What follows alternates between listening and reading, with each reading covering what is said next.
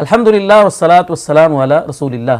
غیبت بہت بڑا گناہ ہے، ہم میں سے ہر شخص جانتا ہے کہ غیبت کتنا بڑا گناہ ہے، لیکن اس کے باوجود ہماری مجلسیں غیبت سے بھرپور ہوتی ہیں۔ تو اگر ہم چاہتے ہیں کہ غیبت سے ہماری جان چھوٹ جائے تو اس کے لیے ہمیں 5 کام کرنے چاہیے۔ پہلا کام، غیبت کی جو سنگینی ہے کتاب و سنت میں بیان ہوئی ہے وہ اپنے ذہن میں رکھیں۔ اللہ سبحانہ و تعالیٰ نے قرآن مجید میں غیبت کرنے والے کو اپنے مردہ بھائی کا گوشت کھانے سے تشبیہ دی ہے، یعنی جس طرح ہمیں اس بات سے نفرت ہے کہ ہمارے سامنے ہمارے مرے ہوئے بھائی کا گوشت پڑا ہو اور ہم اس کو کھا رہے ہوں، یعنی یہ چیز سوچ کر ہی ہمیں کراہت محسوس ہونے لگتی ہے۔ تو جتنی نفرت ہمیں اس چیز سے ہے کہ ہم اپنے مردہ بھائی کا گوشت کھائیں، اتنی ہی زیادہ نفرت ہمیں غیبت سے ہونی چاہیے۔ اور حدیث مبارکہ میں آتا ہے کہ آپ علیہ الصلوۃ والسلام نے جہنم کا جب مشاہدہ کیا تو آپ کو وہاں پر دکھایا گیا کہ کچھ لوگ اپنے ناخنوں کے ساتھ اپنے چہروں کو اور اپنے سینوں کو نوچ رہے تھے۔ تو جبریل علیہ السلام نے آپ کے پوچھنے پر بتایا کہ یہ غیبت کرنے والے لوگ تھے جن کو جہنم کے اندر یہ سزا مل رہی ہے۔ اور یہ بات بھی ذہن میں رکھیں کہ ہم جس کی غیبت کر رہے ہوتے ہیں اس کو گویا کہ اپنی نیکیاں دے رہے ہوتے ہیں۔ قیامت کے دن اس شخص کو ہم نے اپنی نیکیاں دینی ہیں جس شخص کی ہم نے غیبت کرنی ہے۔ تو یہ ساری باتیں اپنے ذہن میں رکھیں اگر ہم غیبت سے پیچھا چھڑانا چاہتے ہیں۔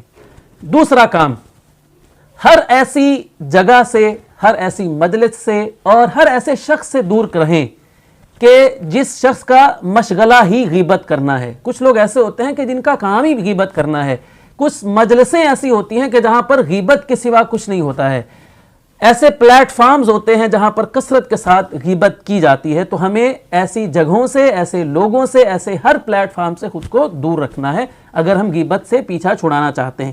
تیسرا کام ہم نے یہ کرنا ہے کہ اگر ہمارے سامنے کوئی شخص غیبت کرتا ہے تو ہمیں نہ صرف یہ کہ اس کو روکنا ہے غیبت کرنے سے، بلکہ اس کو یہ ریئلائز کرانا ہے کہ بھائی کوئی اور بات کرو، یعنی اس کو یہ بتانا ہے کہ مجھے تمہاری غیبت کے سننے میں کوئی دلچسپی نہیں ہے۔ ہوتا یہ ہے کہ جب ہمارے سامنے کوئی غیبت کر رہا ہوتا ہے تو ہم بڑی دلچسپی کے ساتھ بڑے مزے لے لے کر اس کو سن رہے ہوتے ہیں، اور دوسرا بھی پھر اس کو سناتا ہے، مبالغہ کر کر کے اس کو سناتا ہے۔